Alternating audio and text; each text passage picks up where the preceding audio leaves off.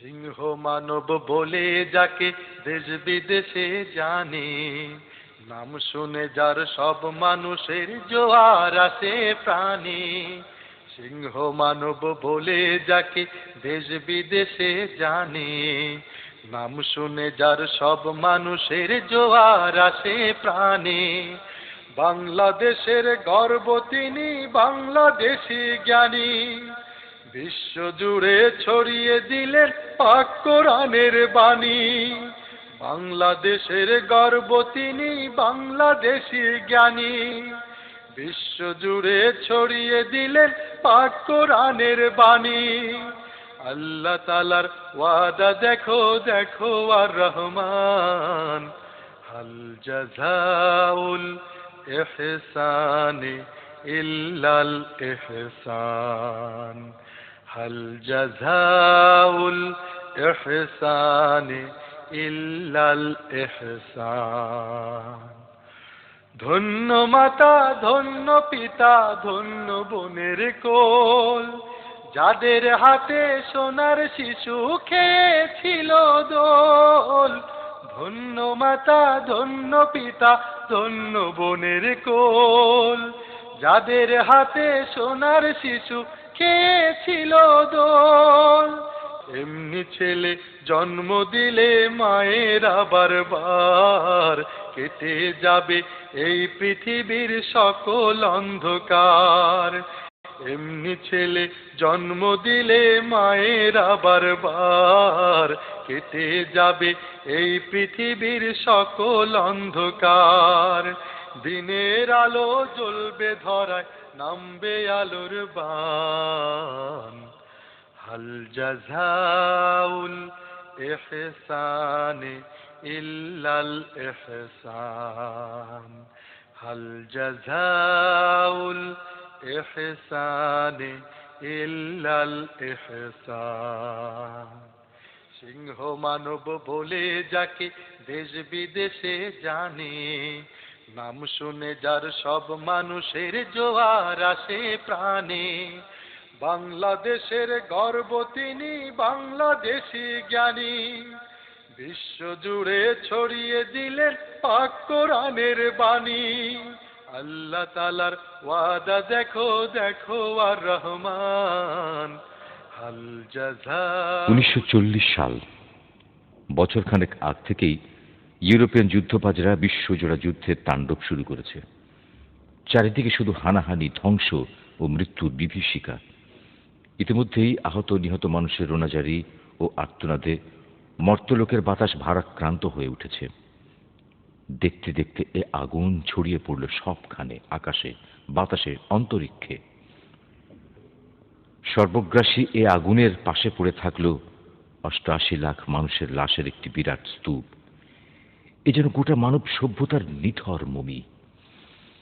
প্রাচ্য ও পাশ্চাত্য জুড়ে যখন এই সভ্যতা বিধ্বংসী ও সংস্কৃতি বিলাসী যুদ্ধ তুঙ্গে, তখন 1940 সালের দিকে আমাদের ভূখণ্ডে একজন মানুষের আগমন হল। এ যেন যুদ্ধের দামামার পাশাপাশি শান্তির পায়গাম। কোরআন নাজিলের মাসে একজন কোরআন সাধকের আগমন, এ যেন আরশের মালিকের সাথে জমিনের বাসিন্দাদের এক সুমধুর সংযোগ। বঙ্গোপসাগরের কোল ঘেঁষে ভেসে ওঠা বদ্বীপ আমাদের এই বাংলাদেশ। শস্য শ্যামলা নদ নদী ঘেরা স্রষ্টার এক অপরূপ নিদর্শন এই দেশ। এদেশের মাটিতে ঘুমিয়ে আছেন শাহজালাল, শাহ মখদুম, খান জাহান আলী সহ আল্লাহর লক্ষ লক্ষ অলি, দরবেশ, বীর মুজাহিদ। খান জাহান আলীর স্মৃতিধন্য জনপদের পাশেই রয়েছে বৃহৎ বাংলাদেশের নানা গৌরব কথার অধিকারী বরিশাল। এই জমিনেই শুয়ে আছেন অবিভক্ত বাংলার অবিসম্বাদিত জননেতা শেরে বাংলা ফজলুল হক ও ইসলামী আন্দোলনের সাধক পুরুষ মাওলানা আব্দুর রহিম সহ আরো অনেক জ্ঞানী গুণী মনীষী। পিরোজপুর জেলার ঐতিহ্যবাহী একটি গ্রাম সাইদখালী। এই গ্রামের একজন ওলিয়ে কামেল, আলেমে দ্বীন মাওলানা ইউসুফ সাঈদী। ফুরফুরা শরীফের সিলসিলার পীর হিসেবে তার খ্যাতি ব্যাপক। প্রতিদিন দলে দলে মানুষ আসে তার কাছে তার মূল্যবান নসিহত শোনার জন্য। আশেপাশের জেলাতেও ভক্তরা তাকে দাওয়াত করে নিয়ে যান। 1940 সালের হিজরি ক্যালেন্ডারে দিনটি ছিল 7ই রমজান, বৃহস্পতিবার। প্রভাতের সূর্যোদয়ের সাথে সাথে আরেক সূর্যের জ্যোতি নিয়ে মৌলানা ইউসুফ সাইদের ঘর আলোকিত করে জন্ম নিল শিশুদের। আল্লাহু আকবার ধ্বনি পৌঁছে গেল শিশুটির কর্ণকুহরে। কান্না থামার সাথে অবাক বিস্ময়ে সে শুনল আল্লাহর শ্রেষ্ঠত্বের ঘোষণা। অবাক বিস্ময়ে দেখল আল্লাহর সৃষ্টি এই পৃথিবী। ইউসুফ সাইদের পরিবারে নামল আনন্দের বন্যা। 1940 সাল ফেব্রুয়ারি মাসের 1 তারিখ, রমজান মাসের 7 তারিখ, আর দিনটি ছিল বৃহস্পতিবার। এই সময় আল্লাহ তাআলা আমাকে পৃথিবীতে এনেছেন বলে আমার আব্বা আম্মা আমাকে বলেছেন। আমার জন্মের মাত্র 1 সপ্তাহের ভেতরে আমাদের বাড়িতে ইসালে সব উপলক্ষে ফুরফুরার মেজর পীর সাহেব, যিনি হযরত মাওলানা আবু বকর সিদ্দিক রহমতুল্লাহ আলাইহির খলিফা, তিনি আমাদের বাড়িতে তার বার্ষিক সফর উপলক্ষে তশরিফ এনেছিলেন। প্রসঙ্গক্রমে আমার আব্বা এবং আমার চাচা দুজনই ছিলেন ফুরফুরার হযরত মাওলানা আবু বকর সিদ্দিক আল কুরাইশি রহমতুল্লাহ আলাইহির খলিফা। আমার চাচা এবং আব্বা উভয়ের কাছে শোনা যে ওনারা আমাকে কোলে করে নিয়ে পীর সাহেবের কাছে তার কোলে তুলে দিলেন এবং নাম রাখার জন্য অনুরোধ জানালেন। তো ফুরফুরা পীর সাহেব আমাকে কোলে নিলেন এবং আমার নাম রাখলেন। এরপরে তিনি দোয়া করে চলে গেলেন।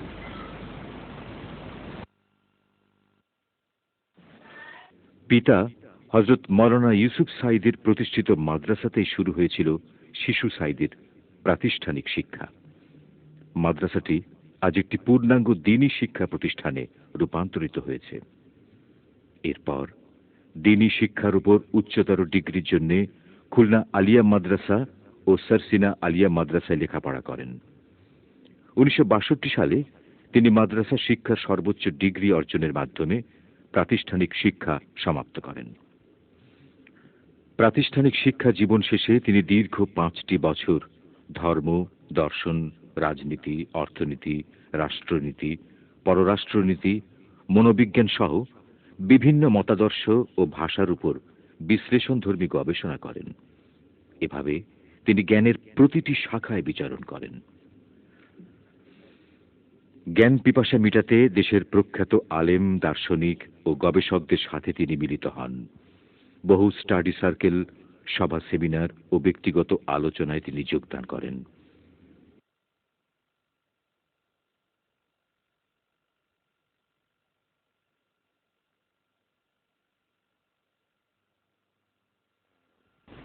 পড়াশোনা করার মতো যখন বয়স হলো, তখন আমার আব্বা এবং চাচার প্রতিষ্ঠিত যে মাদ্রাসা, সেই মাদ্রাসায় আমাকে ভর্তি করানো হলো। পিতার প্রতিষ্ঠিত মাদ্রাসায় পড়াশোনা শেষ করার পর আমাকে সরসিনা পাঠানো হলো। আমাকে ওখানে দাহুমে ভর্তি করা হলো। ছুটিতে যখন বাড়ি আসতাম লেখাপড়ার ফাঁকে ফাঁকে, তো বাড়ি আসলে পরে বাড়িতে বেশ সময় আমি থাকতে পারতাম না। আব্বা তার সফর উপলক্ষে আমাকে সাথে করে নিয়ে যেতেন এবং মাহফিলগুলোতে আমাকে দিয়ে বক্তব্য রাখাতেন।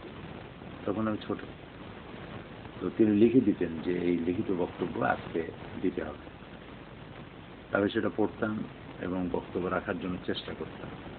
আব্বাকে খুব ভয় পেতাম, আবার ভালোবাসতাম দারুণ।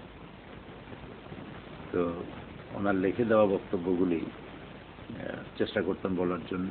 শরীর ঘেমে যেত, হার্টবিট বেড়ে যেত, হাঁটু কাঁপত।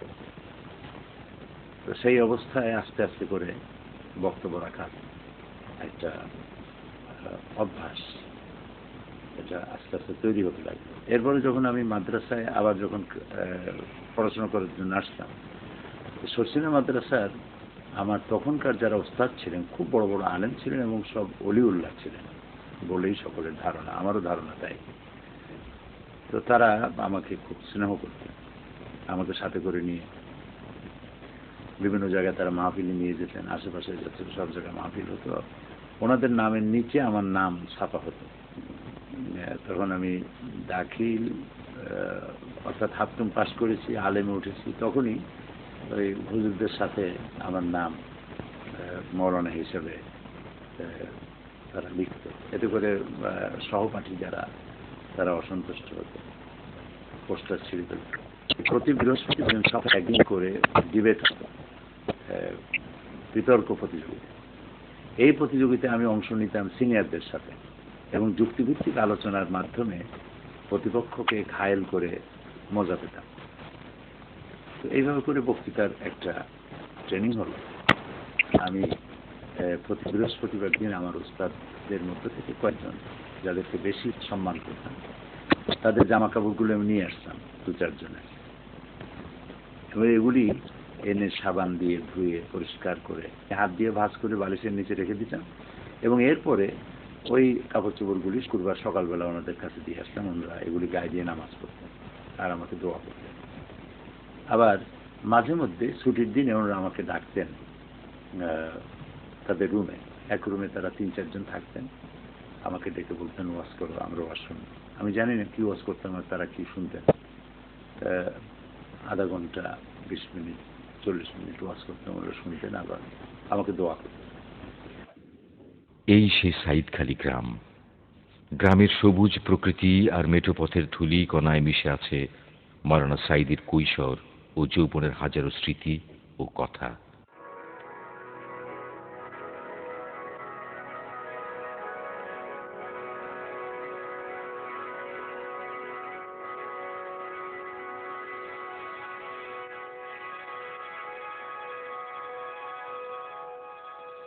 সাইদখালীর ঐতিহ্যবাহী পরিবারের প্রাণ পুরুষ হযরত মাওলানা ইউসুফ সাঈদীর বাড়ি।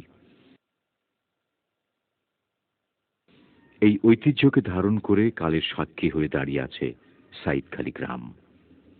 এই বাড়িতেই কেটেছে মাওলানা দেলওয়ার হোসেন সাঈদীর শৈশব। মাওলানা ইউসুফ সাঈদীর 6 সন্তান, 3 ছেলে 3 মেয়ে। এই 6 ভাই বোনের মধ্যে তিনি সবার বড়।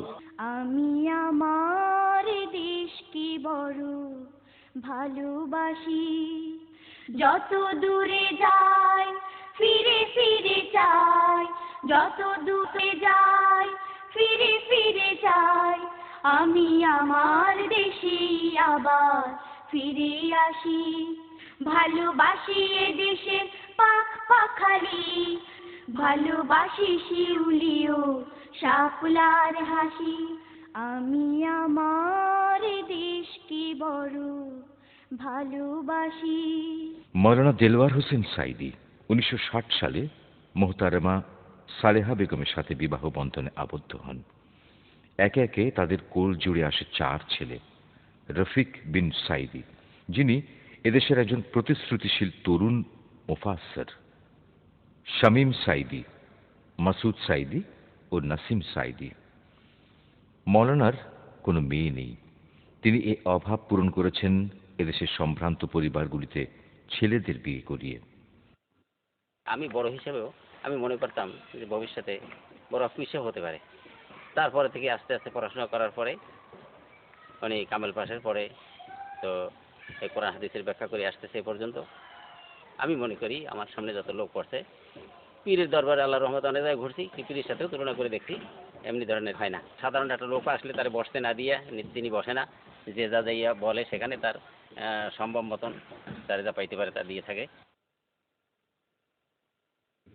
পারিবারিক জীবনে তিনি একজন আদর্শ ও পরিপূর্ণ মানুষের জীবন্ত প্রতীক। প্রথম থেকে মনে করেন আব্বা আমাদের প্রতি এমন ভাবে আচরণ করছেন যে এই অহংকারটা যেন কোনোভাবে প্রকাশ না পায়। এই কারণে আমরা প্রথমে আল্লাহ শুকরিয়া আদায় করি। মঞ্চের আব্বা আর আমাদের ঘরের আব্বা একরকম। অনেক রাগই দেখা যায় মঞ্চে ওঠার পর। বাসায় যখন থেকে তখন কিন্তু এইভাবে থাকেন না। আমাদের কাছে সবসময় ফ্রি অ্যান্ড ফ্র্যাঙ্ক। আমরা তো মোটামুটি বলা যায় যে বন্ধু 12ই জুনে নির্বাচনটা হলো। নির্বাচনে আপনার নির্বাচনের পরে 8টা সোয়া 8টার দিকে আব্বা নামাজ পড়ে খাওয়া দাওয়া করে শুয়ে পড়লেন। আমরা প্রচন্ড সবাই খুব টেনশনের মধ্যে। তো বিভিন্ন বিসি অফিস, টিউন অফিস, নির্বাচনী আমাদের নির্বাচনী ক্যাম্প অফিস, এইসব জায়গায় আমরা দৌড়াদৌড়ি করতেছি।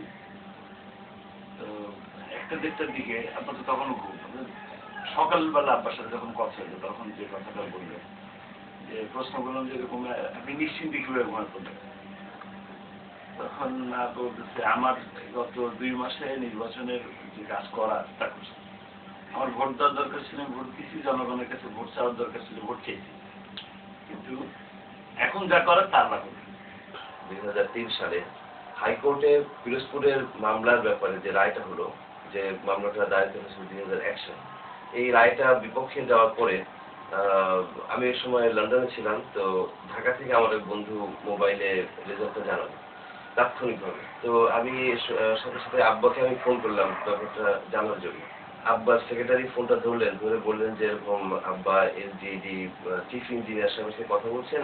আব্বাকে যখন ফোনটা দেওয়া হলো, আব্বার সাথে কথা যখন বললাম, আব্বার কথার ভিতরে সামান্য একটু আমি বিচলতা আমি পাইনি। আমি খুব তাকে ডিটারমাইন্ড দেখেছি, তার কথার ভিতরে আমি খুবই তাকে আত্মপ্রত্যয়ী পেয়েছি। 2001 সালে যে মামলাটা দায়ের করা হয়েছিল, তো এই রেজাল্টটা যখন বাতিল করলো হাইকোর্ট, আমি সাথে সাথে আব্বাকে ফোন করলাম। আব্বা তখন সচিবালয়ে ছিলেন। তো আমি কথা প্রসঙ্গে কেটে ফেললাম আব্বার সাথে যে আব্বা এটা কি হলো। আব্বা বললেন আমাকে, তুমি কাঁদতেছো কেন? যেটা আল্লাহর তরফ থেকে যেটা কল্যাণকর সেটাই হবে। তো এরপরে যখন আব্বা আপিল করলেন এবং সুপ্রিম কোর্ট থেকে স্টে অর্ডার চলে আসলো, হাইকোর্টের রায়টা যখন বাতিল হয়ে গেল, তখন আমার কাছে মনে হলো আসলে একজন মুমিন বান্দার জন্য আল্লাহ কতটা কি করতে পারেন আমরা খুব কাছে থেকে জিনিসটা দেখতে পাই। নামাজের ব্যাপারে একটা কথা বলতে চাই, সেটা হলো এরকম যে আব্বার তাফসীর মাহফিলগুলোতে আব্বা মোনাজাতের আগে মানুষদেরকে নামাজের ব্যাপারে ওয়াদা করার, নামাজ যেন না ছাড়েন। আমি 1989 সনে প্রায় দীর্ঘ 4 মাসের মতো অসুস্থ ছিলাম। তো সিঙ্গাপুর মাউন্ট এলিজাবেথ হসপিটালে আমি প্রায় 1.5-2 মাস ছিলাম। আমার 4টা অপারেশন হলো ওখানে।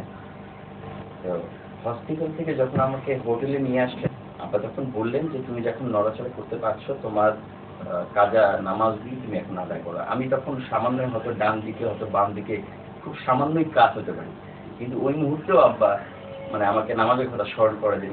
2001 সালের 6 এপ্রিল নির্বাচনের দিন রাতের বেলা 12টার দিকে মোটামুটি সবাই ওয়েট করতেছে ফাইনাল রিপোর্ট জানার জন্য।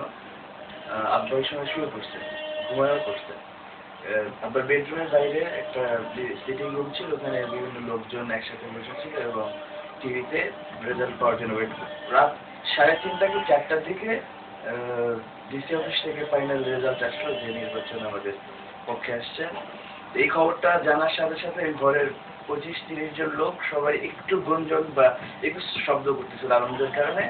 বেশি শব্দ করতে পারতেছিল না এই কারণে যে আব্বার হয়তো আবার ঘুম ভেঙে যেতে পারে, কারণ পাশে রুমে আপনার আব্বার ঘুম কোনো এক কারণে ভেঙে গেছে। আব্বা দরজাটা খুলে বাইরে আসলেন।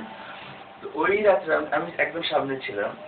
তো স্বাভাবিকভাবেই মানে সবাই আশা করতেছিল বা আমি নিজেও ভাবতেছিলাম হয়তো আব্বা খুব টেনশন নিয়ে বা কি হয়েছে খবরটা জানার জন্য আসবেন এবং হয়তো একটুটা নেগেটিভ হইতে পারে, এই ধরনের একটা উৎকণ্ঠা চেহারা থাকতে পারে। কিন্তু অবাক হয়ে খেয়াল করলাম যে আব্বার মুখ একেবারে হাসি মুখ। তিনি এমন সুন্দরভাবে বেরিয়ে আসছেন যেন আজকে কিছু একটা রেজাল্ট হবে, এটা নেগেটিভ হইতে পারে, পজিটিভ হইতে পারে, কোনো টেনশন তার ভিতরে ছিল না। তো যখন তিনি শুনলেন, জিজ্ঞেস করলেন কি খবর, সবাই যখন বললো যে আল্লাহ আমাদেরকে বিজয় দান করতেন এবং সেটার ব্যবধান 34,000, তো তিনি একটু হাসলেন এবং আলহামদুলিল্লাহ বললেন। খুব বিজয় যে একটা আনন্দ ওইরকম কিছু প্রকাশ পেল না তার ভিতরে। এবং লোকজন যখন বললো যে আমরা এখনই একটা বিজয় মিছিল করতে চাই, আব্বা বললেন যে এত রাত্রে বিজয় মিছিল করে লোকজনকে ডিস্টার্ব করার দরকার নেই, বরঞ্চ তোমরা এখন ফজরের সময় কিছু বাকি আছে, তোমরা সবাই তাহাজ্জুদে নামাজ পড়ো। এই অভিযোগটা কেউ করতে পারবে না যে আব্বাকে আমরা কাছে পাই না, অথবা আমি এবং আমাদের ভাইদের যে ওয়াইফরা তারা বলতে পারবে না যে আমরা আমাদের শ্বশুর থেকে যে স্নেহটা পাওয়া দরকার সময়ের কারণে সে দিতে পারেন না। এরকম অভিযোগ আমাদের ফ্যামিলিতে কেউ করতে পারবে না। এই ছোট ছোট বাচ্চারা তারা পর্যন্ত সঠিকভাবে সময় পায়। এরপরে আমাদের ফ্যামিলির প্রত্যেকেরই প্রয়োজন, ফ্যামিলি মেম্বার যারা আছে এবং ফ্যামিলির সাথে রিলেটেড যারা প্রত্যেকেরই আত্মীয় স্বজন প্রত্যেকেরই সমানভাবে উনি খোঁজ খবর নেন কে কোথায় কি করছে না করছে, কার কি সুবিধা অসুবিধা সব দিকে খোঁজ খবর নিজে থেকেই রাখেন।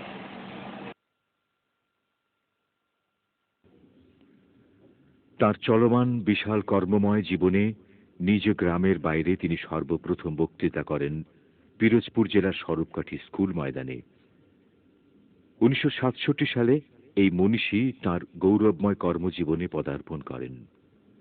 1971 সালে 16 ডিসেম্বর বিজয় দিবসের মাত্র 2 মাস 7 দিন পর 1972 সালের 22শে ফেব্রুয়ারি আল্লামা সাঈদী তার নিজের জেলা পিরোজপুর সরকারি স্কুলের বিশাল ময়দানে ঐতিহাসিক সিরাত মাহফিলে বক্তব্য রাখেন।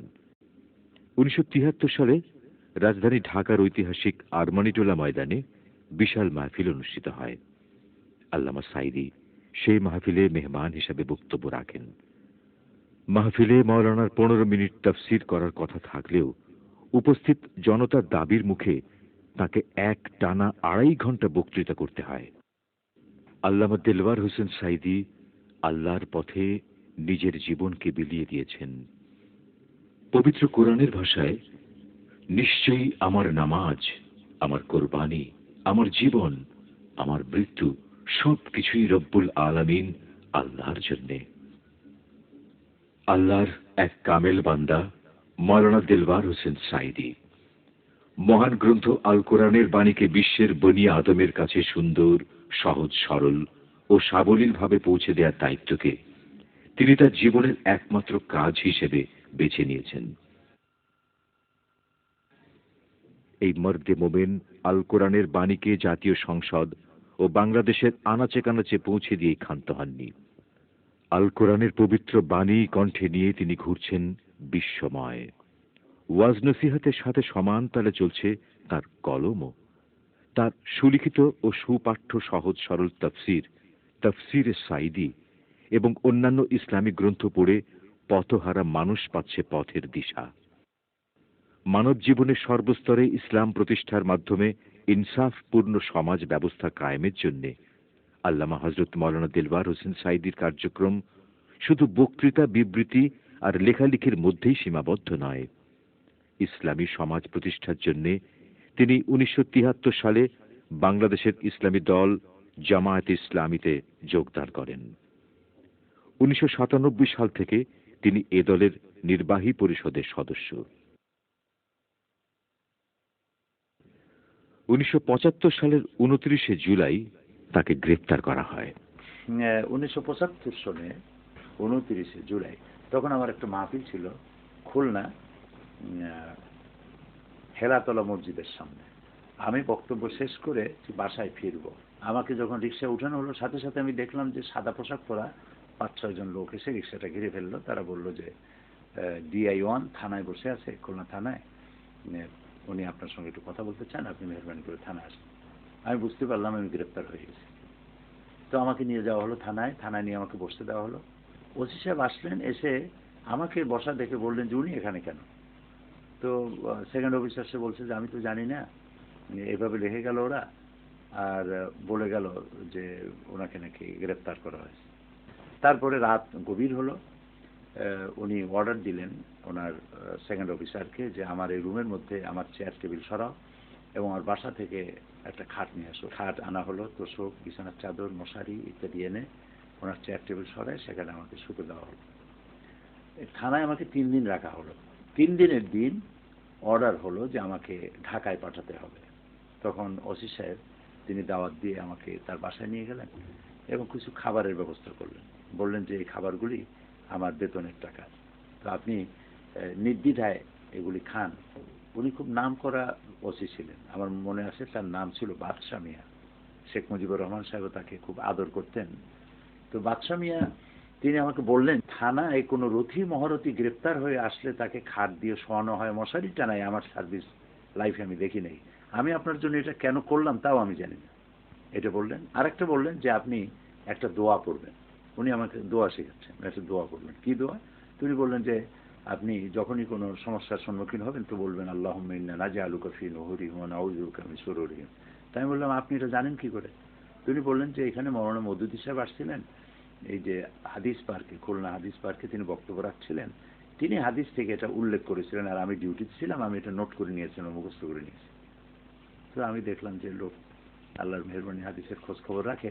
আমি বললাম, তো আমার এটা তো মুখস্থ আছে, আপনি স্মরণ করেন, আপনাকে ধন্যবাদ। পুলিশ লাইন থেকে 5 জন পুলিশ এলো, একজন হাবিলদার সহ 5 জন পুলিশ। তাদের কাছে দেখলাম দড়ি আছে, আর আছে তাদের কাছে হ্যান্ডকাপ। ওরা জিজ্ঞেস করছে, স্যার কাকে নেব, ঢাকা কাকে নিতে হবে? তো এটা বলার পরে ওসি সাহেব বললেন যে তাদের ধারণা ছিল যে আসামি হাজতের মধ্যে। তিনি বললেন যে না, এই তো আমার সামনে বসা। তো আমার একটা কালো জামা গায়ে যাওয়া ছিল, সাদা একটা রুমাল ঘাড়ে ছিল, হাতে একটা তসবিহ ছিল, আমি বসে আছি। তো ওরা দেখে আটকে উঠেছে। তো এখন ওরা আমাকে কিভাবে নিবে? তখন দেখলাম ওরা পাশে গিয়ে পরামর্শ করতেছে, ফিস করে পরামর্শ করছে। আমি শুনতে পাচ্ছি তারা বলছে হ্যান্ডকাপ পরাবো কি পরাবো না, এই নিয়ে তাদের মধ্যে 2টা ভাগ হয়ে গেল। একজনে বলছে পড়াও, আর 4 জনে বলছে না, দরকার নেই। তারপরে তারা সিদ্ধান্তহীনতায় ভুগছে। দারোগার কাছে, ওসি সাহেবের কাছে গিয়ে জিজ্ঞেস করলো যে আমরা এখন কি করব, আমরা তো সাহস করতেছি না হ্যান্ডকাপ পরাবার জন্য। তো ওসি সাহেব বললেন যে আমি তো এটা বলতে পারবো না, যেহেতু উনি আমার এখানে 3 দিন ছিলেন, নিজের ইচ্ছায় কোনো সেন্ট্রি ছাড়াই তিনি গেছেন, উজু করতে গেছেন, গোসল করতে গেছেন, নামাজ পড়ে মসজিদে আবার এখানে ফিরে এসে বসছেন, আমি কোনো পুলিশ ওনার পিছনে লাগাইনি। এখন লম্বা পথ তোমরা নিবা, তোমরাই চিন্তা করো কি করবে। কিছুক্ষণ ভেবে হাবিলদার তিনি বললেন যে, আমার দিকে তাকিয়ে বললেন যে আমার কোনো ক্রমে আমার যদি চাকরি চলেও যায় তা আমার পক্ষে সম্ভব না আপনাকে হ্যান্ডকাপ পরানো। তা আমি আপনাকে এইভাবেই নিয়ে যাব, তবে আপনি লক্ষ্য রাখবেন আমাদের চাকরিটা যাতে নষ্ট না হয়। আমি বললাম আপনারা নিশ্চিন্ত থাকতে পারেন। তা আমাকে নিয়ে তারা ট্রেনে উঠলো। সারাটা পথ তারা নির্বিঘ্নে ঘুমালো, আর আমি কমলাপুর স্টেশন পর্যন্ত খুলনা থেকে তাদের এই রাইফেলগুলি পাহারা দিলাম। এরপরে কমলাপুর স্টেশন থেকে নেমে ফজরের নামাজ পড়ে তারপরে তারা রাজারবাগ পুলিশ লাইনে আমাকে নিয়ে আসলো। এখানে আমাকে ঢুকাবার সময় হাবিলদার দেখি হাবিলদার কাঁদতেছে, এবং 10 টাকা না 20 টাকার একটা নোট হবে আমাকে দিয়ে বললো যে এটা আমার হালাল টাকা, আপনি এটা রাখেন, কোনো সময় হয়তো আপনার প্রয়োজন হতে পারে, তখন আপনি এটা কাজে লাগাবেন। তো আমি দেখলাম তার চোখে পানি দেখে আমি চিন্তা করলাম যে আমি যদি এটা প্রত্যাখ্যান করি, যদি না নেই, তো বেচারা মনে কষ্ট পাবে। আমি তার কাছ থেকে টাকাটা নিলাম এবং তার জন্য আমি দোয়া করলাম। তারা আমাকে ওখানে রেখে চলে গেল। আমাকে যে রুমে রাখা হলো, আমি ঢুকে দেখলাম সেখানে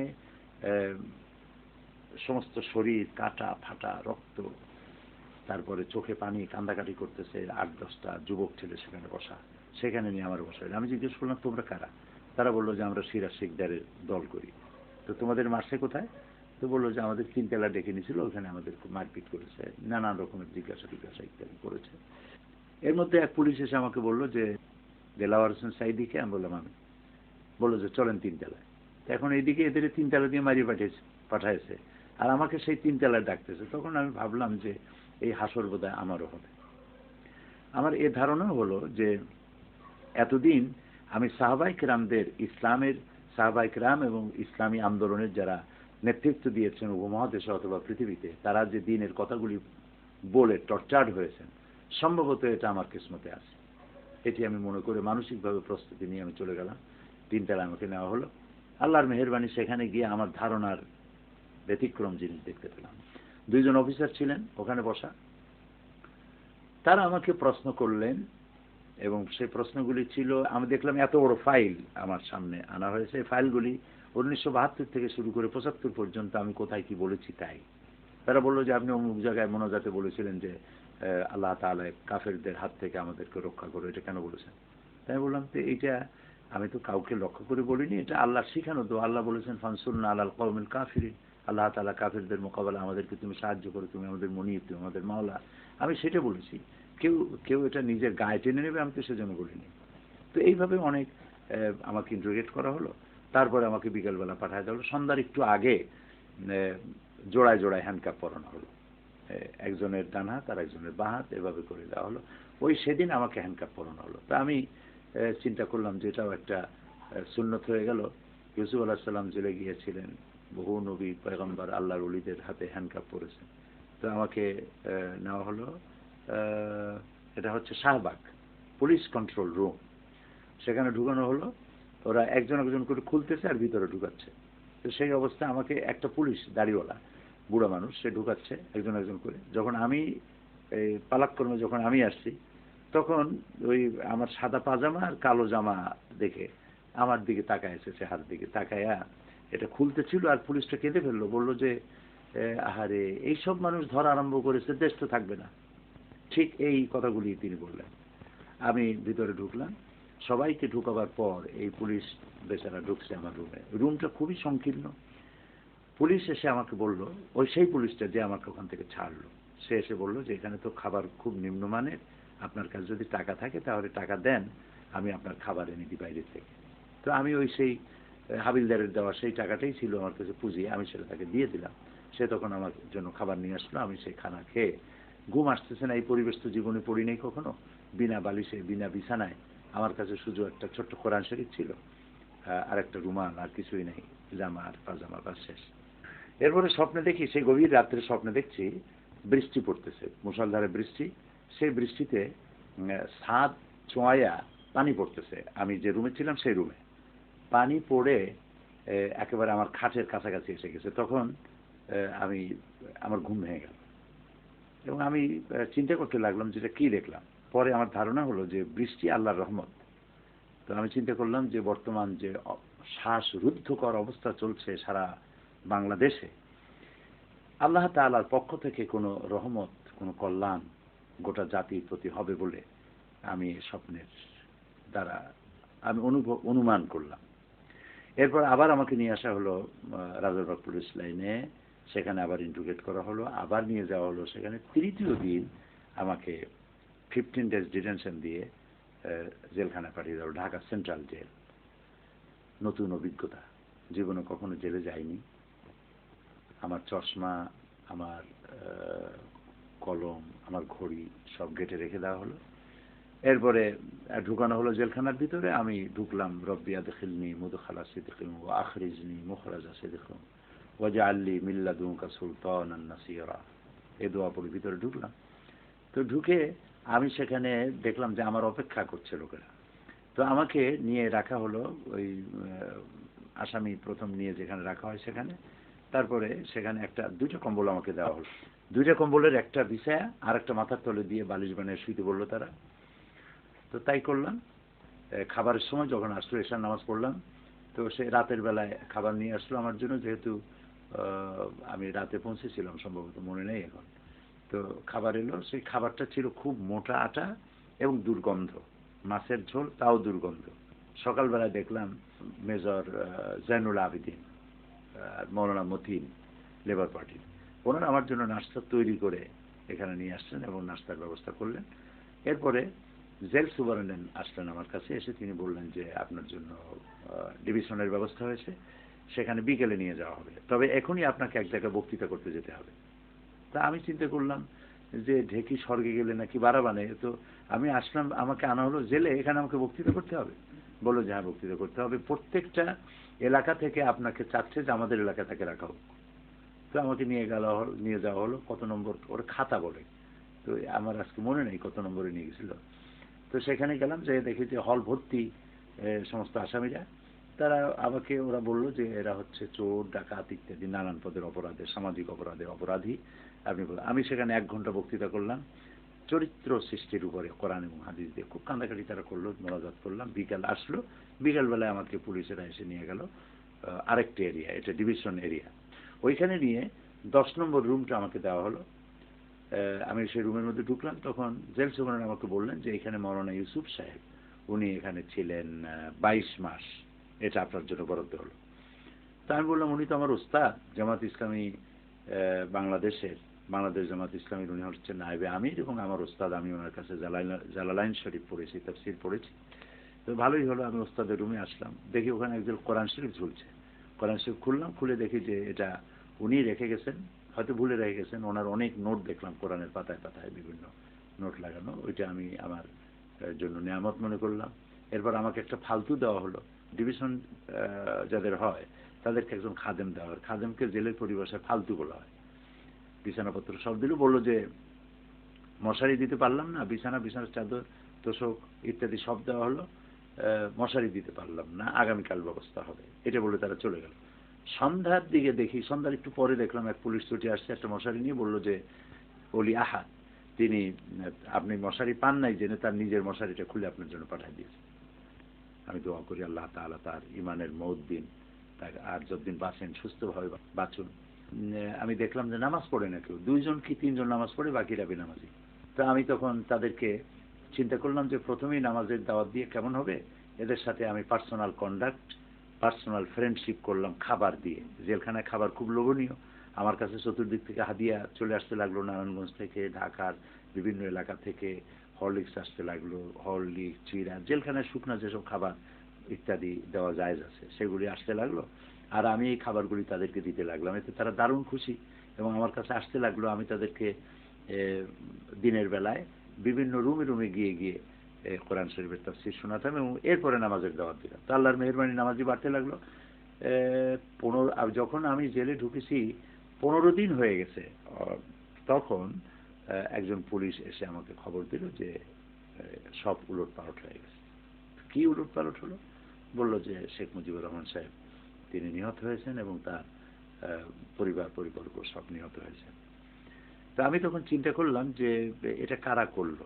পাশেই ছিল উর্দু রোড, আমার রুমটা যেখানে ছিল পাশে উর্দু রোড। উর্দু রোডে ওখানে অনেকগুলি বড় বড় বিল্ডিং আছে, 3 তলা 4 তলা 5 তলা এরকম। তো এক বাড়িওয়ালা আমি যেন রেডিওর খবর সকালের বেলা শুনতে পারি সেজন্য সে রেডিওটা বারান্দায় রেখে ভিতরে থাকতো, আমি সকালবেলায় এই রেডিওর খবরটা শুনতাম। তো রেডিও বাজতেছিল, খবর হলো, খবরের পরে গান শুরু হলো। গানগুলি ছিল হামদ এবং নাত, নজরুল ইসলামের গান ছিল। তা আমি তখন চিন্তা করলাম যে এই যারা করেছে এই অভ্যুত্থান যে হলো, কু যে হলো, এটা নিঃসন্দেহে অন্তত রাশিয়ার পক্ষ থেকে নয়, রাইটিস্ট গ্রুপ থেকেই হয়েছে বলে আমার কাছে মনে হলো। তো এরপরে আমাকে জেল থেকে রেহা করা হলো।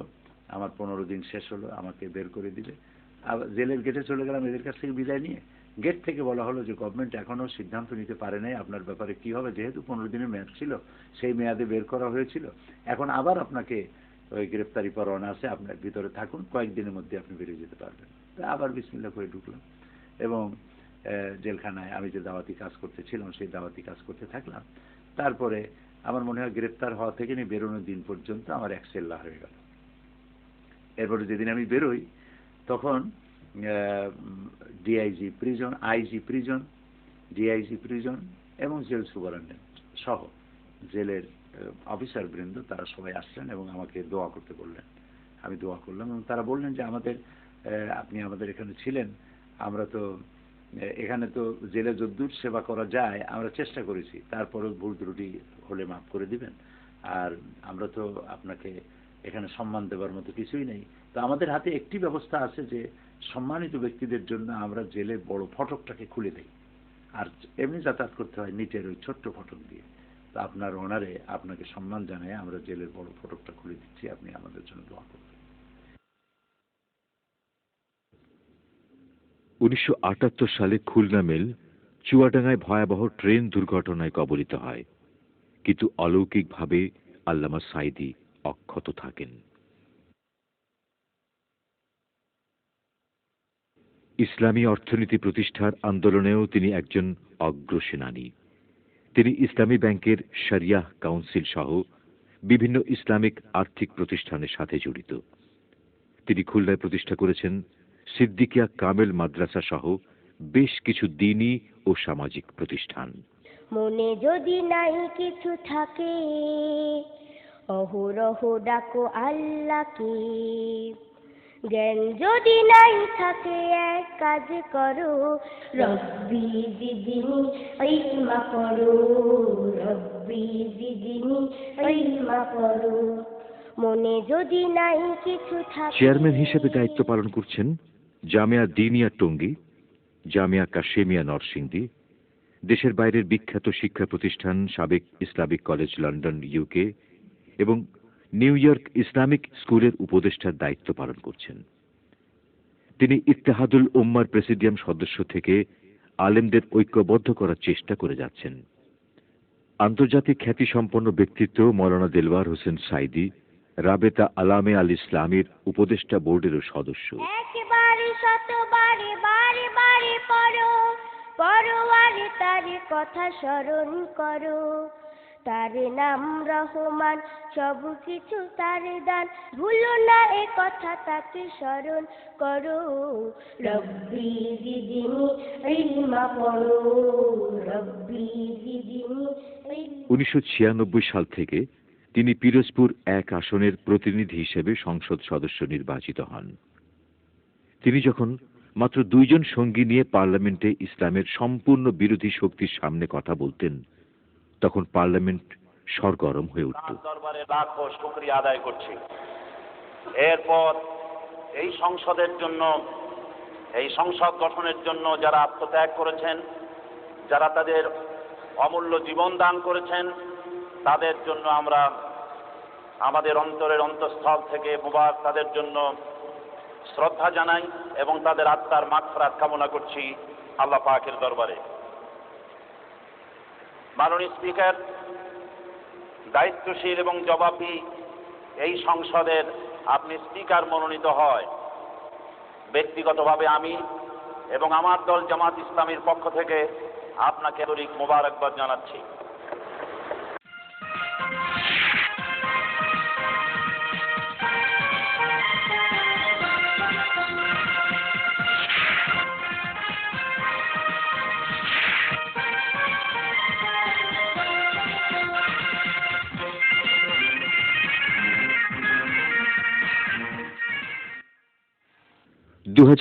সালের 1 অক্টোবরে নির্বাচনে বিজয়ী হয়ে 8ম সংসদে তিনি জামায়াতের সংসদীয় দলের ডেপুটি লিডারের দায়িত্ব পালন করছেন।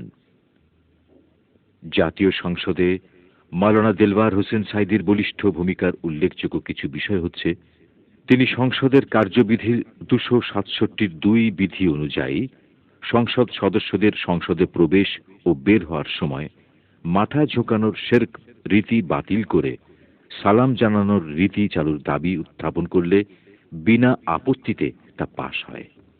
আমি যখন পার্লামেন্টে প্রথম দেখেছিলাম মানুষ মাথা নিচু করছে পাইকারি দরে, আমার ঈমান বরদাস্ত করে নাই।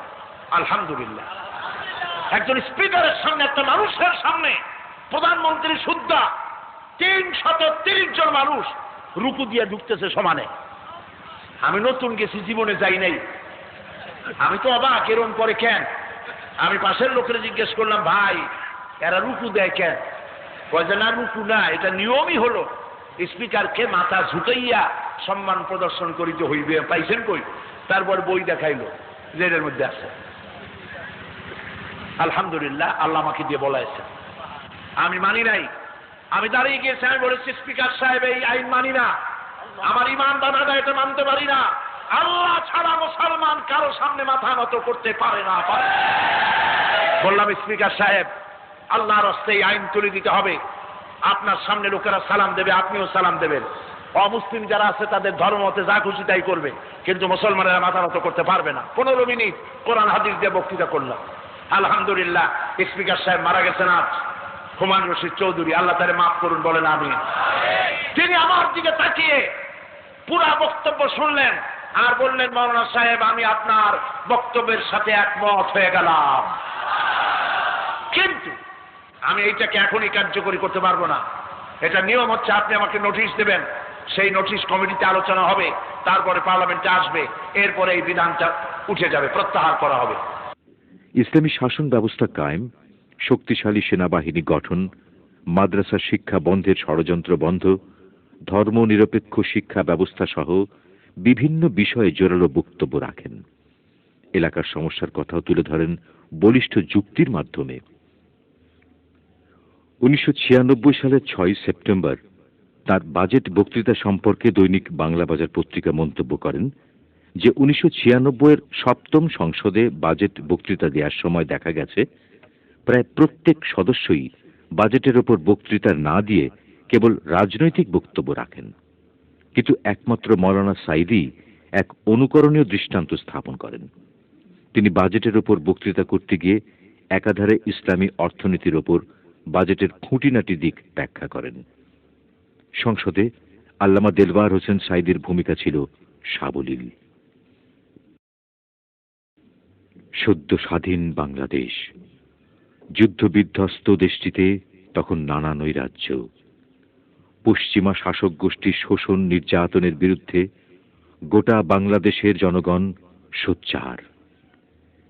কিন্তু এ শোষণের অবসান কোন পথে, এ নিয়ে রাজনৈতিক মতপার্থক্য থাকার কারণে স্বাধীনতা পরবর্তী সময়ে আলেম সমাজ তৎকালীন শাসক গোষ্ঠীর কোপনালে পড়ে। তাদের উপর নেমে আসে নির্যাতনের স্টিম রোলার। জেল জুলুমের ভয়ে পালিয়ে বেড়াচ্ছেন অনেকে। আন্তর্জাতিক ষড়যন্ত্রকারীরা তৎকালীন শাসক গোষ্ঠীর সহযোগিতায় দেশে ধর্মনিরপেক্ষতাবাদের নামে ধর্মহীন সমাজতন্ত্র প্রতিষ্ঠার সুগভীর ষড়যন্ত্রে মেতে উঠেছে। এমন এক চরম অবস্থার মোকাবেলা করতে সাহসে বুক বেঁধে আল্লাহ রাব্বুল আলামিনের ওপর ভরসা করে পবিত্র মহাগ্রন্থ আল কোরআন বক্ষে ধারণ করে মাঠে নামেন মাওলানা দেলওয়ার হোসেন সাঈদী।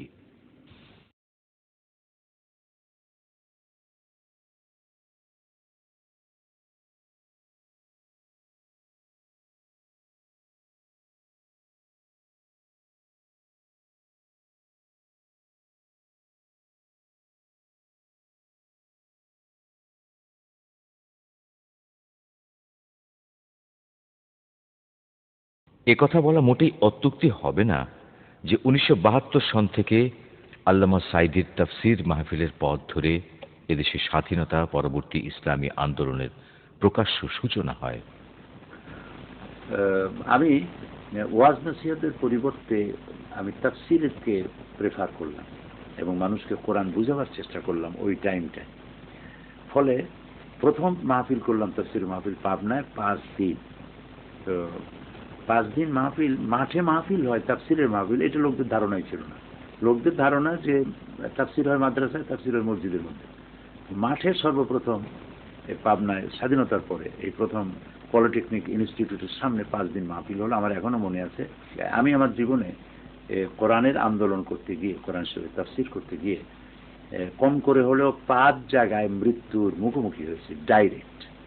আল্লাহ আমাকে দয়া করে হেফাজত করেছেন। একটি জায়গা হলো পাবনায় পুষ্পপাড়া আলিয়া মাদ্রাসা, কামিল মাদ্রাসা। এখানে আমি মাহফিল শেষ করে আমাকে মাদ্রাসার একটু রুমের মধ্যে খেতে দেওয়া হয়েছে। তো এখানে প্রধান মুহাদ্দিস মাওলানা নুরুল্লাহ সাহেব, তিনি আমার পাশে বসে খাচ্ছিলেন। আমি খাওয়া দাওয়া শেষ করেছি, আমি বেরিয়ে আসতেছি, এমন সময় গুলি হলো। গুলিতে আমার পাশে উপবিষ্ট মাওলানা নুরুল্লাহ সাহেব তিনি শাহাদাত বরণ করলেন। নির্ঘাত একটি মৃত্যুর হাত থেকে আল্লাহ আমাকে রক্ষা করলেন। এইভাবে বগুড়া, রাজশাহী, চট্টগ্রাম, খুলনা মোট 5 জায়গায় গুলির হাত থেকে, হত্যার হাত থেকে আল্লাহ দয়া করে তার গোলামকে হেফাজত করেছেন। একদিন আমাকে গিয়াস কামাল চৌধুরী, বিশিষ্ট সাংবাদিক, উনি আমাকে প্রশ্ন করলেন যে আপনি কি জানেন যে আপনার বিরুদ্ধে এবছর কতগুলি হরতাল হয়েছে? তা আমি বললাম যে আমি তো হিসাব করে রাখিনি। উনি বললেন যে আমি হিসাব করে রেখেছি, 1 বছরে আপনার বিরুদ্ধে 56টা হরতাল হয়েছে, যা বাংলাদেশের ইতিহাসে কোনো এক ব্যক্তির বিরুদ্ধে এত হরতাল হয়নি। তো এটি আল্লাহ তাআলার রহমত যে তারা হরতাল ডেকেছে। হরতাল ডেকে আমার কোনো মাহফিল বন্ধ করতে পারেনি। সিলেটে তাফসীর মাহফিল ছিল, তো আমি এবং মাওলানা কামাল উদ্দিন জাফরি সাহেব দুজনে প্লেনে চড়েছি। আমরা সিলেট গিয়ে যখন নামবো তার আগেই ককপিট থেকে আমাকে ক্যাপ্টেন একজন লোক পাঠিয়ে দিলেন, পাইলট লোক পাঠিয়ে দিলেন এক ক্রুকে, বললেন যে সিলেটের ডিসি আমার সঙ্গে কথা বলতে চান, আমাকে ককপিটে যেতে হবে। আমি ককপিটে গেলাম, টেলিফোন রিসিভ করলাম। ডিসি সাহেব বললেন সিলেটের যে আপনি মেহরবানি করে প্লেনটা ল্যান্ড করলে নামবেন না, সবাই নেমে গেলে আপনি একটু অপেক্ষা করবেন, আমরা উঠবো, আপনার সাথে কিছু কথা আছে। এরপরে ওনারা দুজন উঠলেন, বলে যে মাহফিলে আপনি যাবেন না, কারণ এখানে লোকেরা আপনার কি বলে হরতাল ডেকেছে, আর আপনার নিরাপত্তা দেওয়া সম্ভব হবে না আমাদের জন্য। আমার সংগঠন সিদ্ধান্ত নিল যে আনচ্যালেঞ্জ ছেড়ে দেওয়া যাবে না, সিলেট যেতে হবে এবং মাহফিল করতে হবে। দ্বিতীয় দিন রাত্রে আমি এখান থেকে আমার লোকজন নিয়ে আমরা সিলেট রওনা করলাম এবং সিলেটে পরের দিন মাগরিবের সময় আমরা পৌঁছে গেলাম। মঞ্চে গিয়ে উঠলাম, জনগণ মঞ্চে আমাকে দেখতে পেয়ে তাদের সে আবেগের কথা আমি এখনো ভুলব না। সিলেটি জনগণ আমাকে প্রাণ দিয়ে ভালোবাসে, আমিও তাদেরকে মহব্বত করি। চট্টগ্রামে মাহফিল 25 বছরে হয়ে গেল। আমাকে আওয়ামী লীগের সময় তারাপেরের ময়দানে 144 ধারা জারি করে দিল। তারপরে মাহফিল আউটার স্টেডিয়ামে আসলো। মানুষ এত হলো ওই 5 দিনে এই আউটার স্টেডিয়ামের ভিতরে ধারণ ক্ষমতা হচ্ছে প্রায় 60,000-এর মতো। এটা মেয়ে লোকেরা দখল করলো। চতুর্দিকে রাস্তা রয়েছে 5টা না 6টা রাস্তা। আউটার স্টেডিয়াম ভরা, 6টা রাস্তা ভরা, ইনফ্যাক্ট রাত 10টার দিকে গোটা চট্টগ্রাম ডেডলক হয়ে গেল। তো আল্লাহর মেহেরবানি, এইভাবে করে যত জায়গায় বাধা আসছে, গুলি আসছে, মৃত্যুর মুখোমুখি হয়েছি, আল্লাহ তাআলা কোরআনের এই ব্যবস্থাপনাকে চালু রেখেছেন এবং সেখান থেকে নিয়ে পর্যন্ত কোরআনের এই দাওয়াত অব্যাহত রয়েছে। সবাই যার যার জায়গায় বসে পড়ুন, জায়গায় বসে পড়েন, যার যার জায়গায় বসে পড়েন, আর জোরে সোরে জিকির করেন লা ইলাহা ইল্লাল্লাহ, লা ইলাহা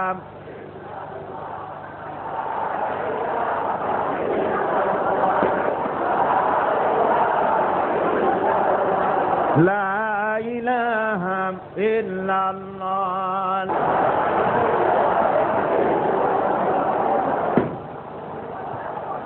আপনারা বসুন, আপনারা যার যার জায়গায় বসে পড়ুন।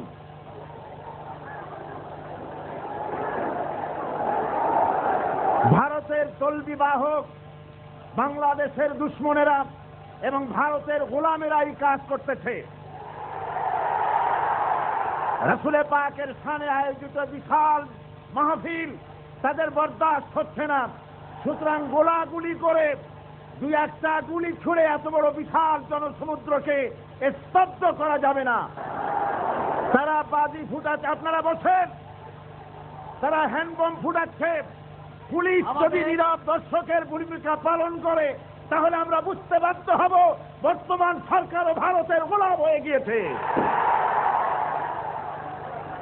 তারা বাজি পোড়াক, আপনারা বসুন।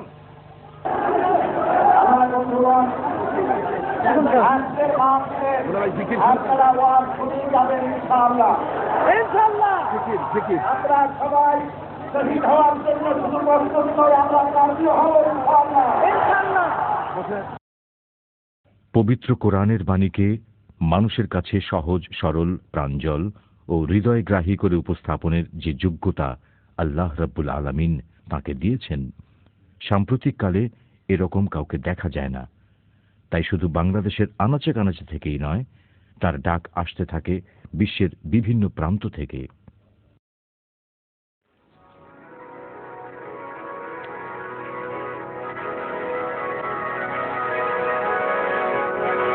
এদেশের মাটিতে আল্লামা Delwar Hossain Sayeedi Pakistan, Malaysia, Singapore, Australia, Japan, দক্ষিণ কোরিয়া, সৌদি আরব, কুয়েত, কাতার,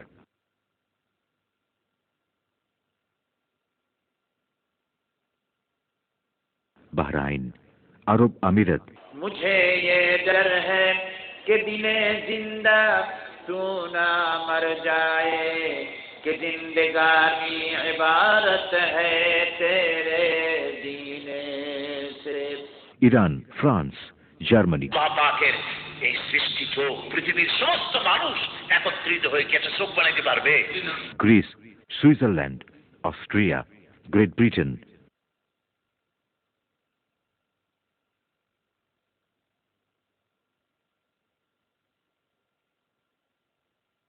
কানাডা সহ আমেরিকার 22টি স্টেট এবং অন্তত অর্ধশত দেশে তিনি আমন্ত্রিত হয়েছেন। এসব দেশে হাজার হাজার জনসমাবেশে তিনি পবিত্র কোরআনুল কারীমের তাফসীর করেছেন।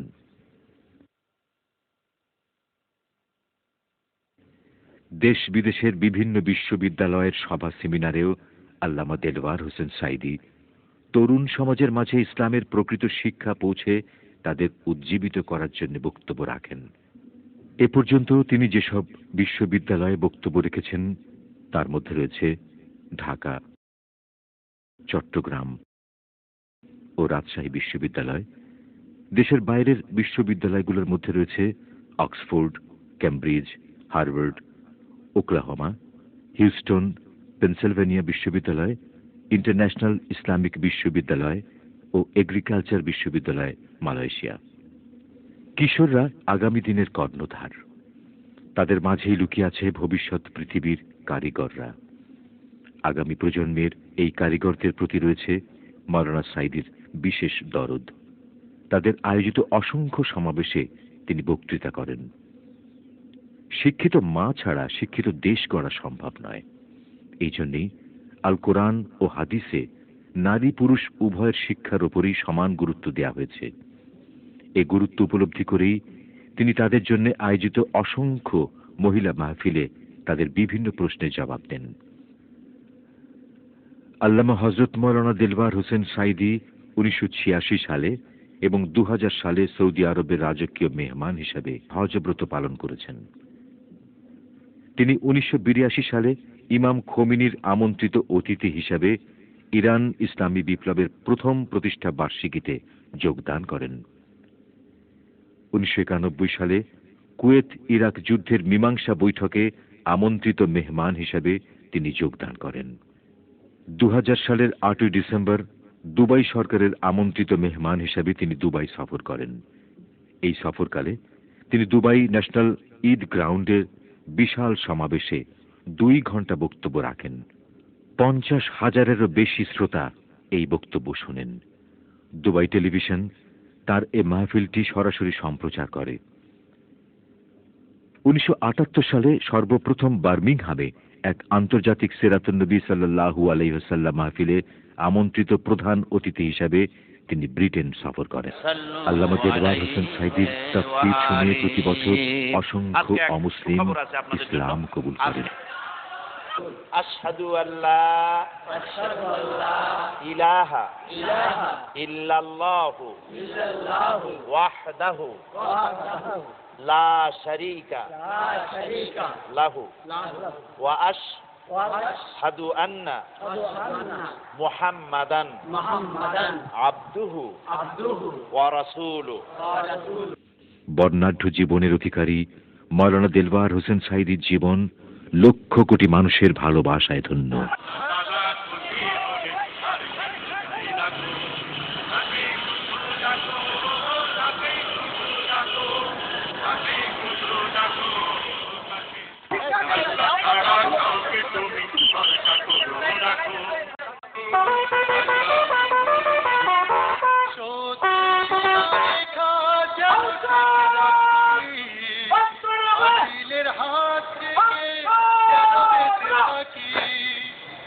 চোখে ঝরিয়ে পানি চাইতে মেহেরবানি দয়াবান সুবহান আল্লাহু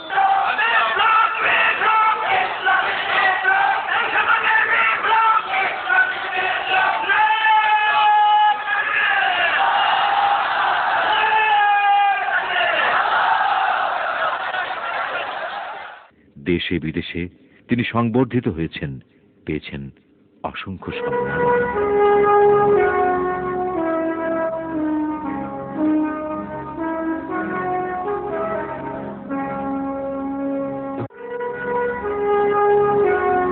1991 সালে ইসলামী সার্কেল অফ নর্থ আমেরিকা তাকে আল্লামা খেতাবে ভূষিত করে। 1993 সালে নিউ ইয়র্কে অনুষ্ঠিত আমেরিকান মুসলিম ডে প্যারেড কর্তৃপক্ষের পক্ষ থেকে তাকে গ্র্যান্ড মার্শাল পদক দেওয়া হয়। এই নদী এই সাগর তোমার, এই জমিন এই পাহাড় তোমার। এই নদী এই সাগর তোমার, এই জমিন এই পাহাড় তোমার। এই নদী এই সাগর তোমার, এই জমিন এই পাহাড় তোমার। আকাশে জলে তারা বেসুমার, লক্ষ কোটি হাজার হাজার। আকাশে জলে তারা বেসুমার, লক্ষ কোটি হাজার হাজার। ওরাও পড়ে তাসবিহ তোমার, সুবহানাল্লাহ আলহামদুলিল্লাহ আল্লাহু। মাওলানা দিলওয়ার হোসেন সাঈদীর কোনো কথাকেই ভক্তরা বাতাসে মিলে দিতে রাজি নয়। তার প্রতিটি সভা, সেমিনার ও তাফসিরুল কোরআন মাহফিলি ধারণ করা হয় অডিও ও ভিডিও ক্যাসেটে।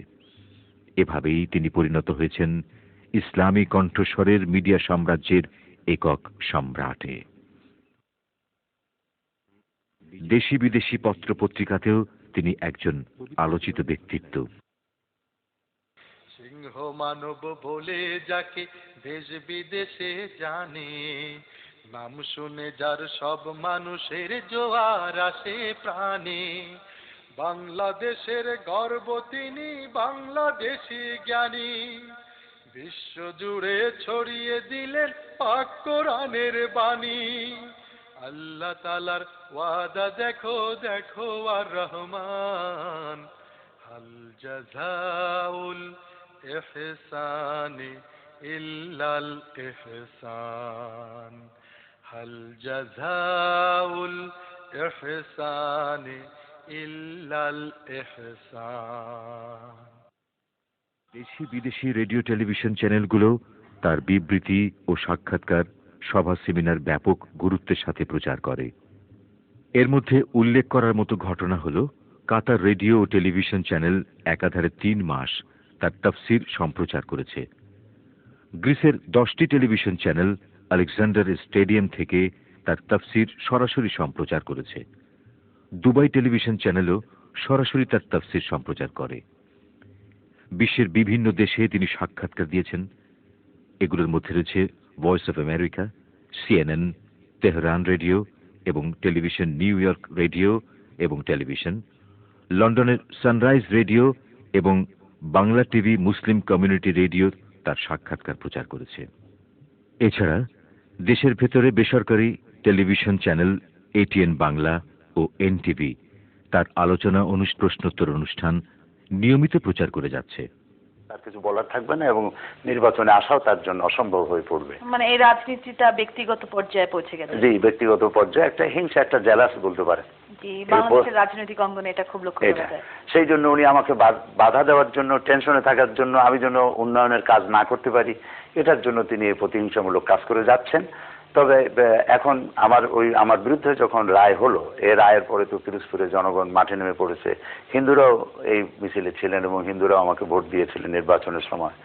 তারপরে মহিলারা, পুরুষেরা। খুব ভালো লাগলো যে বাংলাদেশের সংখ্যালঘুরা আপনাকে ভোট দিয়ে নির্বাচিত করতে সাহায্য করেছে। এবং আমি এখানে আসার আগেই তো দুর্গাপূজার মিটিং করে আসছি আমি ডিসি সাহেবের কনফারেন্স হলে। সেখানে আমার জেলার, পুরা জেলার হিন্দুদের পূজা কমিটির সভাপতি, সেক্রেটারি তারা সহ উপস্থিত ছিলেন এবং তারা সেখানে বক্তব্য রেখেছেন, আমি প্রিজাইড করেছি। তারা বলেছেন যে, আমার কথা বলেছেন যে উনি এমপি হওয়ার পর থেকে আমাদের এলাকায় কখনো কোনো সাম্প্রদায়িক সম্প্রীতি বিনষ্ট হওয়ার মতো কোনো কারণ ঘটেনি। আর আমি গত দুর্গাপূজায় তাদের জন্য সরকারের কাছ থেকে 60 মেট্রিক টন চাল আদায় করেছিলাম ওনাদের পূজার জন্য, যা অন্য কোনো জায়গায় হয়নি বলেই পত্রপত্রিকা লিখেছে। সত্য সুন্দরের আলো নিভিয়ে দিতে সবসময় তৎপর শয়তান ও তার দোসররা। আল্লাহর মনোনীত নবী রসুলদেরকেও এসব ষড়যন্ত্র মোকাবেলা করে পথ চলতে হয়েছে। সর্বকালের সর্বশ্রেষ্ঠ মানুষ হযরত মুহাম্মদ মুস্তাফা সাল্লাল্লাহু আলাইহি ওয়াসাল্লাম, তার সাহাবী, তাবেঈন, তাবেঈন সবাইকে মানবতার দুশমন ষড়যন্ত্রকারী ইবলিসের সম্মুখীন হতে হয়েছে। হযরত মাওলানা দেলওয়ার হোসেন সাঈদীর সামনেও তার পথ রোধ করতে দাঁড়িয়েছে ইবলিস ও তার দোসররা।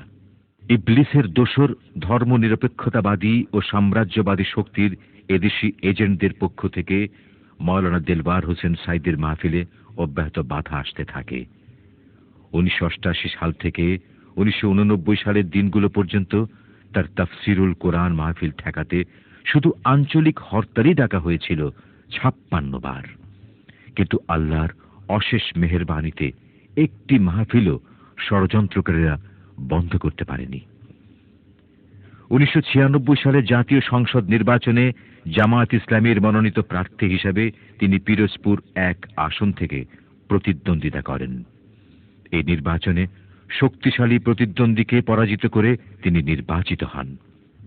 তারাই পরাজয়কে সহজভাবে মেনে না নিয়ে আল্লামা দেলওয়ার হোসেন সাঈদীর বিরুদ্ধে হাইকোর্টে মামলা দায়ের করে। কিন্তু এই ষড়যন্ত্রও ব্যর্থ হয়, সত্যের বিজয় হয়। হাইকোর্ট আল্লামা সাঈদীর পক্ষে রায় প্রদান করেন।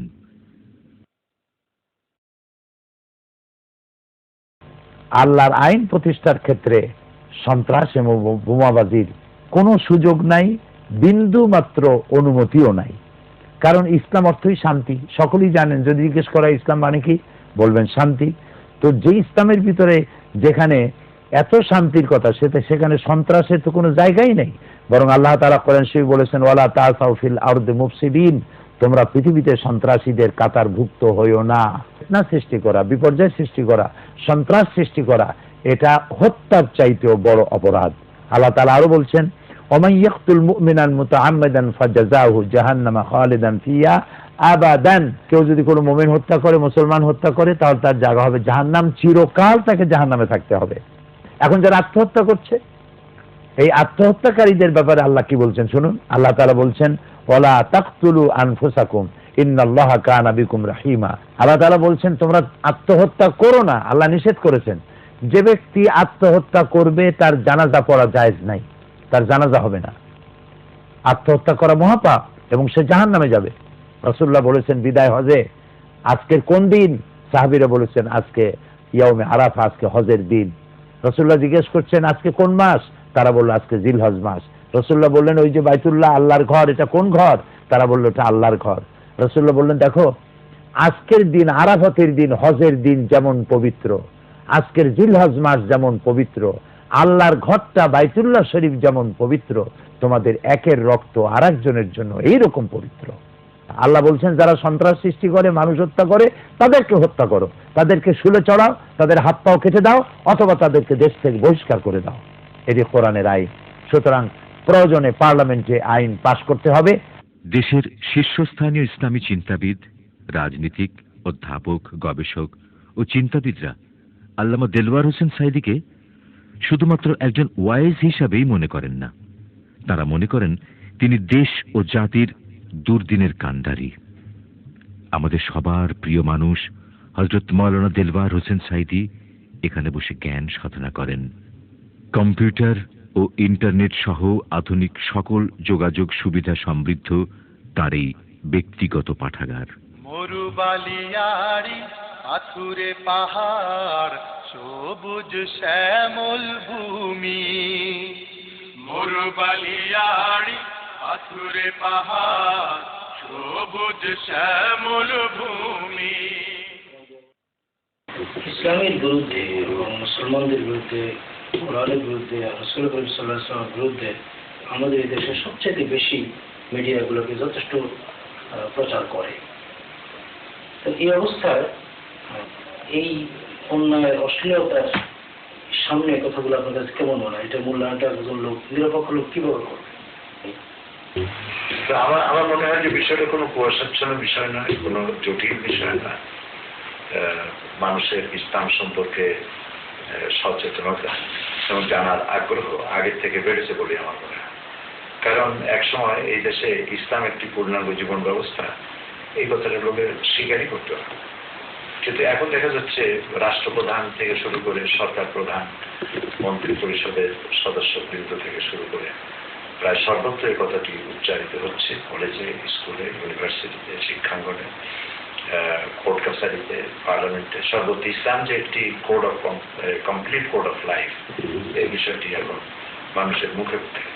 ফলে ইসলামের প্রচার প্রসার যতটা বেড়েছে, বিরোধিতাও ততটাই বেড়েছে, এবং বিরোধিতাটা হচ্ছে যতটা সায়েন্টিফিক পদ্ধতিতে, প্রচারটা ওইভাবে সায়েন্টিফিক পদ্ধতিতে এখন আসে।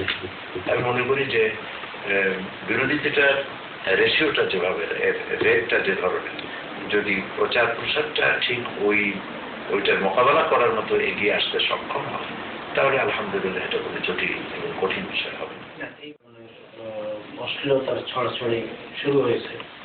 আপনি যদি সুন্দরী প্রতির দিকে তাকান, যে হারে এটা প্রসারিত হচ্ছে এবং যে হারে এটাকে উৎসাহিত করা হচ্ছে বিভিন্নভাবে, এটা মুসলমানদের জন্য অত্যন্ত একটা আতঙ্কের বিষয়।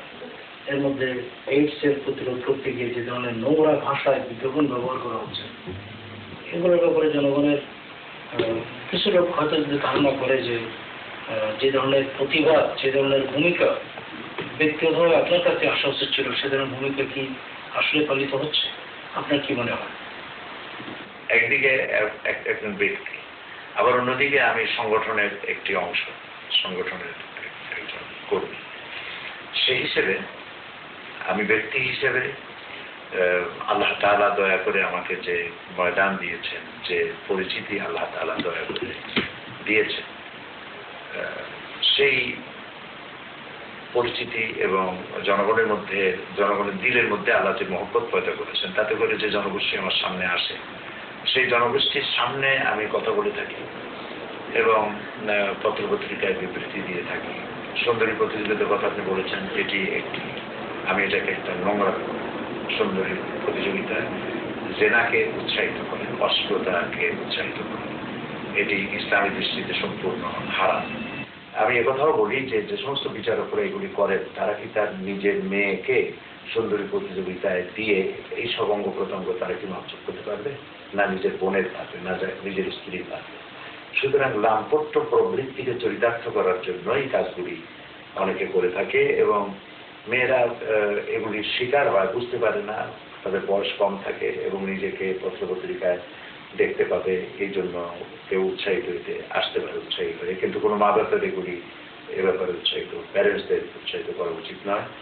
এসব ব্যাপারে অতীতেও যেমন কথা বলেছি, এখনো তেমন কথা বলি। তবে জনগণ যদি আমাদের কাছে আশা করে যে একদিনেই আমরা এই সুন্দরী প্রতিযোগিতা বন্ধ করে দিতে পারবো, এবং আপনি যে কথা বলেছেন কি বলে এইডসের ব্যাপারে, এইডস একটা মরণ ব্যাধি সারা পৃথিবীতে ছড়িয়ে পড়েছে।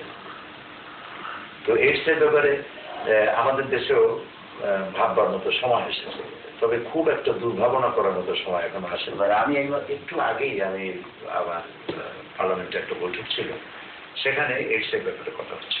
তো আমি সেখানে বলেছি যে ইসলাম বলেছে জেনা করো না, ইসলাম তো কোরআনটা বলে না, কোরআন বলেছে নিকটবর্তী হলো না। তো এখন জেনার নিকটবর্তী হতে হলে কতগুলি রুট আছে, সেই রুটগুলি হচ্ছে নারীর সৌন্দর্য প্রদর্শন সবচেয়ে বড়। এরপর আছে সেখানে অশ্লীলতার প্রচার, সেখানে আছে পর্নোগ্রাফি, সেখানে আছে ব্লু ফিল্ম ইত্যাদি, অশ্লীল ছায়াছবি, অশ্লীল পত্রপত্রিকা, এগুলি যদি বন্ধ করা যায় তাহলে জেনার প্রতি উৎসাহ মানুষ কম এমনি কমে যাবে। যেখানে জেনা করা কঠিন হয় সেখানে বিবাহ সহজ হয়, যেখানে বিবাহ কঠিন হয় সেখানে জেনা করা সহজ হয়ে যায়। এই জন্য ইসলাম বিবাহকে সহজ করেছে, জেনাকে কঠিন করেছে এবং মৃত্যুদণ্ড দেওয়া হয়েছে জেনার শাস্তি। তো সেই জন্য এখন মরণ ব্যাধি এইডসকে বন্ধ করার জন্য আমি জানি না কারা এই বিল বোর্ডগুলি লাগাইছে, সারা দেশে যারা করেছে আমি অত্যন্ত ঘৃণা করি তাদের এই চিন্তা। যখন আপনি কোথাও দেখেন যে লক্ষ লক্ষ লোক আপনার একটা মুখের কথা শোনার জন্য অপেক্ষা করছে, আপনার ক্যাসেট, আপনার ভিডিও ক্যাসেট হাজার হাজার লাখ লাখ মানুষ সারা পৃথিবীতে শোনার জন্য ব্যস্ত হয়, আপনার ফিলিংটা কেমন হয় যখন আপনি শোনেন? আপনার কাছে কেমন লাগে? যে প্রশ্নটি আপনি করেছেন জনপ্রিয়তা, আমি খুব বিনয়ের সাথে বলতে চাই যে এই জনপ্রিয়তার পেছনে আমার কোনো ক্যারিশমা নাই, আমার কোনো কৃতিত্ব নাই। আমি আল্লাহ তাআলার আমি জানি আমি কে। ঢোলে যখন বাড়ি দেওয়া হয় আওয়াজটা অনেক দূরে চলে যায়, মনে করা যেতে পারে যে এর মধ্যে নিশ্চয়ই কিছু আছে, তাহলে আওয়াজটা এত দূরে যায় কি। কেউ যদি পর্দা ফেলে ভিতরে দেখতে চায় তাহলে দেখবে যে ভেতরটা সুন্দর। তো আমি সেই রকম আমি নিজেকে অত্যন্ত হাকির ফকির এবং নগণ্য মনে করি। আমি কখনোই মনে করি না মানুষের ঢল যখন তাফসীর মাহফিলে নামে, সিরাত মাহফিলে নামে, তখন আমি কখনো মনে করি না যে এই লোকগুলি আমাকে দেখতে এসেছে বা আমার কারণে এসেছে। আমি আল্লাহ সাক্ষী, আমি যখনই মানুষের এই ঢল দেখি এবং মানুষের ভালোবাসা, উষ্ণ ভালোবাসা যখন আমি অনুভব করি, আমি তখন মনে করি যে এই লোকেরা এসেছে কোরআন শোনার জন্য, কোরআনকে বোঝার জন্য। মানুষেরা কোরআন, এবং আমি বহু জায়গায় এই কথা বলেছি, আমার কাছে এই কথাগুলি আছে যে আমি শপথ করেও বলেছি যে এই যে মানুষের ঢল, এই লক্ষ লক্ষ জন উপচে পড়া ঢেউ যে আশ্রয় পড়েছে তাফসীরের মাহফিলে, আল্লাহর কসম এটা সাইদির কোনো কেরামতি নয় বা সাইদির জন্য এটা আসে নাই, এটা অবশ্যই এটি আল্লাহ পাকের কোরআনের মুজিজা। সুতরাং এই মানুষ দেখে আমার নিজের মধ্যে কোনো, আমি আল্লাহর কাছে বিনীতভাবে সেজদায় অবনত হই, আমার মধ্যে কোনো অহংকার সৃষ্টি হয় না এবং আমার মধ্যে কোনো রিয়া, কোনো গৌরব সৃষ্টি হয় না। আমি আল্লাহর কাছে পানা চাই এইসব ব্যাপারে, যে কোনোভাবেই যেন আমার মধ্যে কোনো অহংকার এবং কোনো রিয়া যেন আমার মধ্যে কাজ না করে, অতীতও করতে পারে না, ভবিষ্যতেও না হয়, সেজন্য আল্লাহর কাছে আশ্রয় চাই, শয়তান থেকে আল্লাহর কাছে আশ্রয় চাই, পানা চাই। আমি সবসময় আমার বিবেককে, আমার মনকে বুঝাই। আজকের এই সমাবেশ, এই যে লোকজন যা কিছু আসতেছে, যা বিশাল বিশাল সমাবেশ হচ্ছে, এগুলি সব কোরআন কারীমের মুজিজা, আল্লাহ তাআলার অনুগ্রহ। আল্লাহ দয়া করে এই মানব গোষ্ঠীকে, এই মানব জনগণকে, মহিলাদেরকে, পুরুষদেরকে, সর্বস্তরের হিন্দু, মুসলমান, খ্রিস্টান, বৌদ্ধ সব যে আসতেছে, মহিলারা আসছেন, শিশু আসতেছে, জাতি, ধর্ম, দল, মত নির্বিশেষে লোকেরা আসতেছে, এটার একমাত্র প্রশংসা পাওয়ার যোগ্য আল্লাহ রাব্বুল আলামিন, এবং উপকরণ হচ্ছে, এর ওসিলা হচ্ছে কোরআনে কারীম। আমি মনে করি যেহেতু কোরআনে কারীমের কথা বলি, তাই কোরআন শুনতেই লোকেরা আসে। আসসালামু আলাইকুম।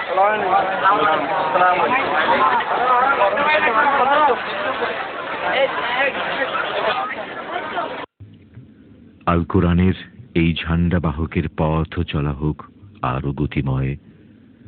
আল কোরআনের আলোক ছটায় ভরে উঠুক এ পৃথিবী, সকল জুলুম শোষণের মানবতা পাক মুক্তি, এই প্রত্যাশা ব্যক্ত করে সকল দর্শকের প্রতি রইল আন্তরিক মোবারকবাদ।